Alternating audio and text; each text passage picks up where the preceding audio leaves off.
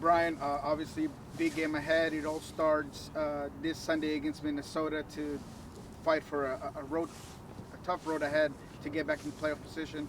What are your thoughts on that? Well, now that our path is pretty clear because of the Open Cup result, the message this morning as we are doing our normal review of film and everything, it was, just about reality. I actually put up a slide of where we are in the standings. And that is the reality. The reality is we're going to start collecting points. How we do it, when we do it, against whom we do it, again, that's, still pro sports. We're going to win some, we're going to lose some, but we had better be prepared to try and win a few more and try and lose a little bit less often. Javier Rega looked full at practice today. He's in full. Cleared from the concussion protocol. Any other injury concerns that we should know about? No. Health and protocol to Jackson, but that's it. Brian, the hole that João Paulo's absence is going to leave or has left, how much of that is going to be a work in progress over the next, I'm sure you have a plan to replace him, and I'm sure it's not going to take one guy. But how long will that take before you feel comfortable with what they're doing?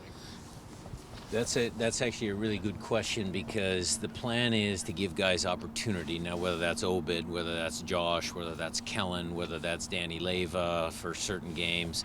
I mean, it's going to be on a rotating basis.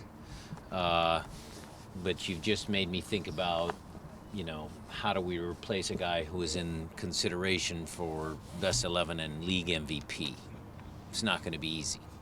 So, the first choice, the first one is Obed because he's had some experience there. He came in the final, but, he's still young. And he's got some commitments with the U20s and other things. So then the next guy has to step up. Josh, I thought, played well in the Open Cup game. Kellen is dependable. So it's a good question. Tactically speaking, you are going to play your game, right? You're not you won't adjust. You won't adjust for different guys in there. Although he did so many things for you that you probably didn't expect. I mean that again, it's the example that I always give. We play 4-2-3-1. But the winger on the left side, Jordan Morris, is way different than Christian Roldan, and how they play technically the same position. Granted, one on the left, one on the right, but it's the same position, and it's totally different. So when Kellen goes in there, it's a little bit steady, whatever. With Obed, he's got a little bit, he can wiggle out of things. Josh is the athlete, can get up and down. Danny's maybe the thinker out of that group, finds a few more passes. So it does change the makeup of how the group plays. In terms of how important he was building out of the back, how reassuring is having a guy like Alberth that That's can maybe fulfill those distribution duties? Yeah, when JP went down in the game, I thought Alberth stepped up. I thought he was very good, raised his game a little bit, but I think everybody did. I think, the kid came on and played well, but Christian, Nico, everybody, we have a senior enough group that they understand that missing JP is a lot, but it's not the end of the world either. You've had a couple games now where you were able to use like you didn't use all starters. Was there anyone that showed you something in those games that sort of caught your eye and maybe changed where they are in the pecking order, or maybe gave you more confidence in using them? Look, I agree with your assessment on social media that a lot of people were kill and chew. Because he missed that and he missed a penalty. I thought Leo did some good things.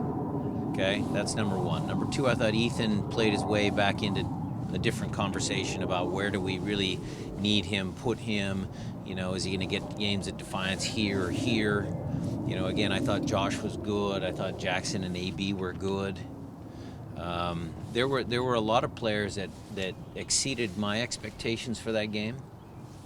So, we'll just have to, make sure that we do a good job of, doling out playing time when it's earned and necessity because of fixture congestion, and making sure, again, we get the right mix of players on the field for the different games because, again, it's not just the players that have to get points. It's starts with us. We got to make sure that we're putting the right lineups out and the trainings are good, so that we give them the tools to be successful, so that we can, collect points.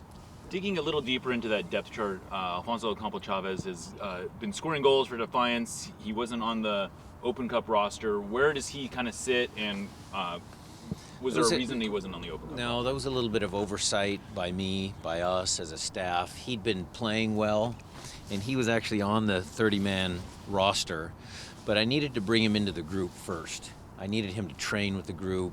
I thought it was a little unfair for the guys that had been in training all the time. And so what we started with Fonz is he's going to now join the first team in a few more training sessions. Would have been great had we won and he'd play against Sacramento and, stuff like that. But I'm going to start bringing him in just to see, because he has done well at that level.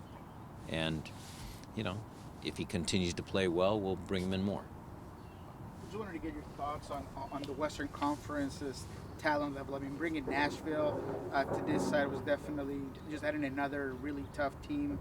Austin just playing well. Can you talk a little bit about that talent in the West?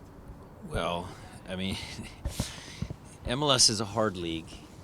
I'll just answer it generically because I don't have time to talk about all the other teams. I'd prefer talking about my team. But MLS is a hard league. There's a ton of good coaches. Josh, I'll single him out. Josh has done a great job. They struggled last year. He's got his team firing on all cylinders. There's more and more good quality players. Mukhtar, some of those guys that have come in. I mean, it's a hard league, and it's a good league, and it's getting better.